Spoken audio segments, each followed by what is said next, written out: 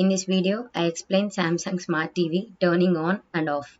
Today, we are gonna show you how to fix your Samsung TV if it's turning on and off by itself.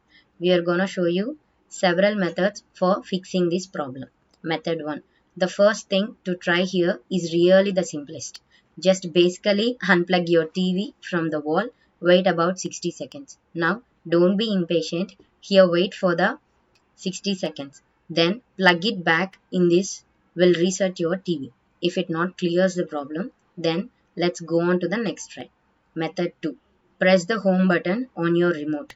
Go to the settings, go to general, go to external device manager, then see any net. Turn off any net. If not clears the problem, then let's go on to the next try. Method 3. Press the home button on your remote. Want you to press the home button, go to settings, go to general, go to network, go to expert settings, then see power on mobile, then turn off the future. For sure, this solves your problem. If this video helped you out, please leave a like and comment down below. If this worked for you, thanks for watching.